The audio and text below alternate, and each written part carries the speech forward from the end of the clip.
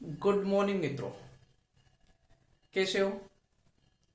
चलिए, आज फिर मैं आपके लिए एक क्लास लेके आया हूं।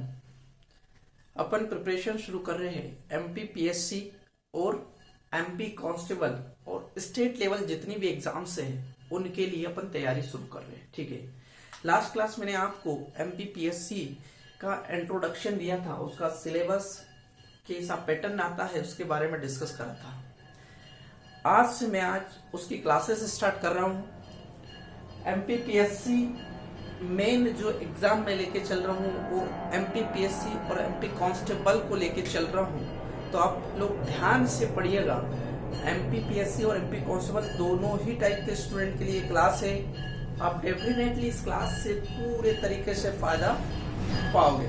ओके, उसके पहले मैं आपको एक चीज बताना चाह रहा हूँ, बोर्ड पे आपको दिख भी रही होगी, लिखा है जिद करो और जिंदगी बदलो। ये कहा है महान क्रिकेटर भारत रत्न सचिन तेंदुलकर ने।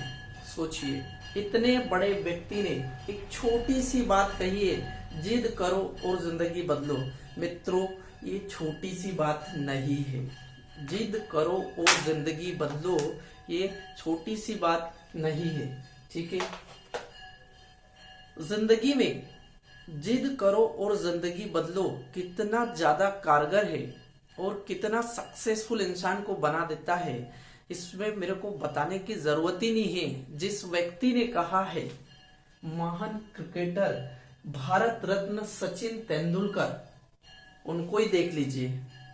अगर आप उनकी आत्मकथा बायोग्राफी पढ़ोगे तो आपको क्लियर समझ में आएगा मित्रों कि उन्होंने किस जगह से चलकर मात्र 42 ईयर की उम्र में भारत का सर्वोच्च सम्मान भारत रत्न प्राप्त किया। इतिहास में कोई व्यक्ति मेरे को ऐसा बता दीजिए जिसने इतनी कम उम्र में इतना ज्यादा अचीवमेंट प्राप्त करा हो। तो कहने के लिए बहुत छोटी सी चीज उन्होंने बोली है कि जिद करो और जिंदगी बदलो। रियली यही चीज अगर आप अपनी लाइफ में अप्लाई कर दोगे तो यकीन मानिए आप सचिन तेंदुलकर की तरह कोई ना कोई बड़ा काम कर जाओगे। लेकिन शर्त है, उन्होंने किसी एक काम को टारगेट बनाया, ओनली एंड ओनली क्रिकेट को, और उसमें जिद करी।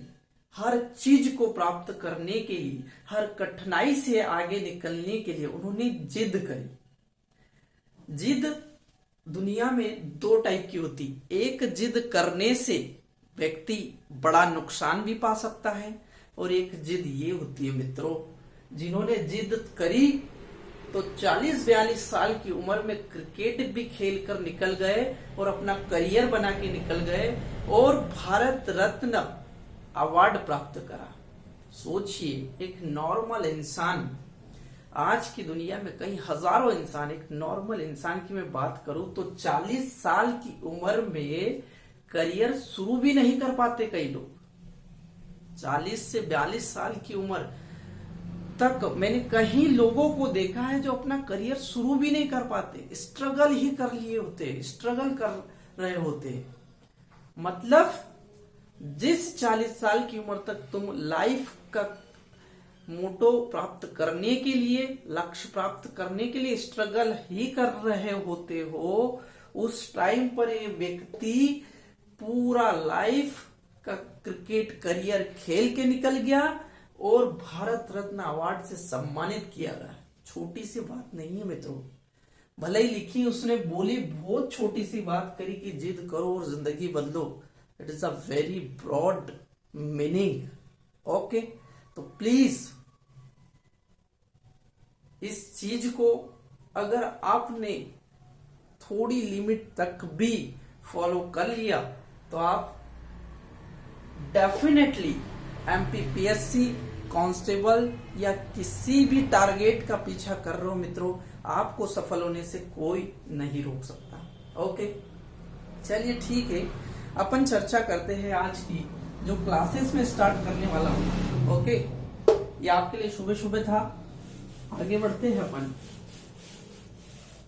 चलिए, मैं जो इस क्लास में लेने वाला हूं वो लेने वाला हूं पूरा GK, MPPSC, UPSC, NTPC railway, group D, RRB group D, MP constable, जितनी भी एग्जाम्स है, यकीन मानिए अगर आपने मेरी क्लासेस को कंटिन्यूअस तरीके से फॉलो करा है और पढ़ा है तो ये जीके पूरी एग्जाम्स का जीके कवर करता है।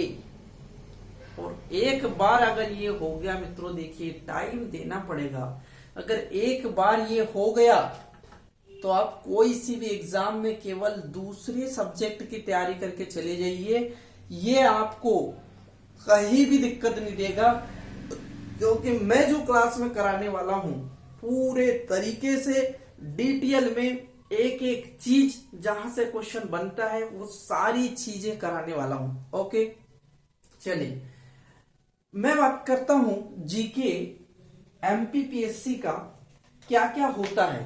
तो मैं पहली क्लास में भी डिस्कस करता हूं, सिलेबस आप उठा के देख लीजिए, पीडीएफ निकाल लीजिए, बहुत सारा सिलेबस होता है, हिस्ट्री, पॉलिटिक्स, है ना, current affairs, sports, chemistry, basic science में आ जाएगा आपका केमिस्ट्री, मैथ्स मतलब एप्टीट्यूड हो गया आपका, ओके, फिजिक्स, साइंस, स्पोर्ट्स से रिलेटेड बहुत सारी थिंग होती है। अगर मैं यहाँ बोर्ड पे लिखूंगा तो बोर्ड पे नहीं आएगी, इतनी सारी चीजें पढ़नी है।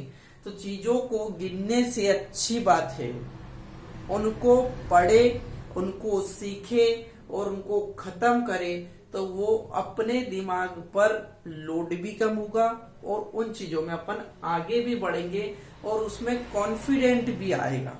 चलिए ठीक है, शुरुआत जो मैं करूंगा वो करूंगा हिस्ट्री से, है ना, क्योंकि अपना जो इतिहास है हिस्ट्री यहीं से तो शुरू हुआ, यहीं से अपन याद रखना सीखेंगे। मेरी क्लासेस में आपको मैं पूरा याद रखने का तरीका सिखाऊंगा। एक बात का विशेष ध्यान रखें, जब भी मेरी क्लास अटेंड करो, मेरा वीडियो देखो, आप लोग कॉपी पेन लेके जरूर बैठिए और मेरी क्लास केपी सिंह तोमर के नाम से जो चल रही है, एक नोट्स बना लीजिए मित्रों। एक बार बना लिया आपने, याद रह जाएगा आपको कि केपी सिंह का नोट्स है, आपको पूरे तरीके से समझ में आ जाएगा कि सर ने क्या क्या चीजें पढ़ाई है। ठीक है, ओके।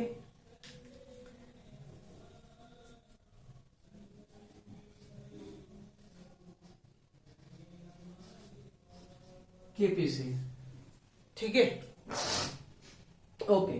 तो अपन चर्चा कर रहे हैं हिस्ट्री से। हिस्ट्री मतलब हिंदी में बोले तो इतिहास, इतिहास।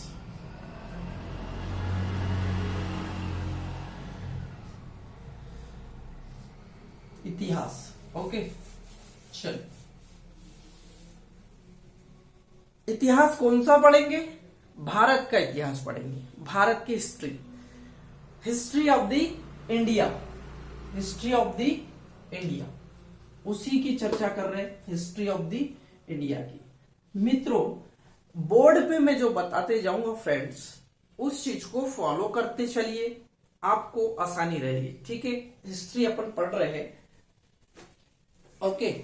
चलिए, अब हिस्ट्री की बात करूं तो भारत की हिस्ट्री कहां से आती है? देखिए, मैं अपना पढ़ाने में बिजी रहूंगा, आप लोग बस इसको फॉलो करते चलिए। यूं समझिए कि आपकी एक क्लासेस चल रही है जिसको पूरे तरीके से, और इंपॉर्टेंट क्लास चल रही है, ठीक है। भारत की हिस्ट्री, भारत को प्राचीनतम काल में भारतवर्ष कहा गया। सबसे पहला नाम जो इसको बोला गया वो क्या है? भारतवर्ष, भारतवर्ष। कहां से कहां तक? प्राचीनतम जो है वो उत्तर से दक्षिण तक फैला हुआ एक देश जिसको भारतवर्ष कहा गया। भारतवर्ष मतलब भरत का देश, इसको भारत का देश भी बोला गया, भारत का देश। ठीक है। और यहां पर रहने वाले लोगों को, भारत में रहने वाले लोगों को भारत की संतान कहा गया, भारत की संतान।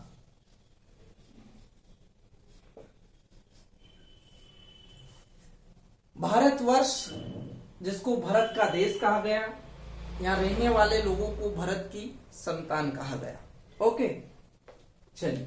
कुछ यूनानियों ने, आप सोचते हो कभी सुना है कि भारत को इंडिया सबसे पहली बार किसने कहा और इंडिया क्यों कहा गया? तो भारत को जो है यहूदियों मुसलमानों ने, यहूदियों ने, बराबर दिख रहा है सबको, यहूदियों ने भारत को नाम दिया इंडिया। क्या नाम दिया? एक नई चीज मिली आपको। ठीक है, यहूदियों ने भारत को क्या नाम दिया? इंडिया। भारत को जो इंडिया नाम दिया वो यहूदियों ने दिया। अपन तो बड़े शौक से बोलते हैं इंडिया, है ना। अच्छा, एक चीज और बोलते हैं, हिंदुस्तान, हिंद, ये कहां से आया?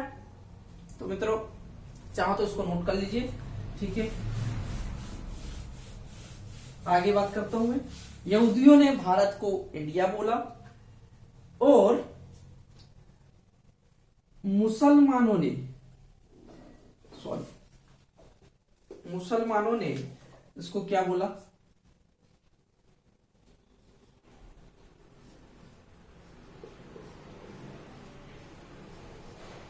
जो प्राचीनतम मुसलमान थे उनने इसको बोला हिंद। सोचिए, हिंद और हिंदुस्तान, हिंदुस्तान, हिंद और हिंदुस्तान। तो भारत के नाम सुनिए, भारतवर्ष, इंडिया, हिंद, हिंदुस्तान कहां से आए, किसने बोले, किसने नाम दिए, किसने नामकरण किया, वो भी मैं बता रहा हूं। मुसलमानों ने इस भारत को क्या बोला? हिंद या हिंदुस्तान बोला। ओके, अब मैं प्राचीन भारत की बात करता हूं। अपन चल रहे हिस्ट्री में। ठीक है, प्राचीन भारत। देखिए, भारत का इतिहास आप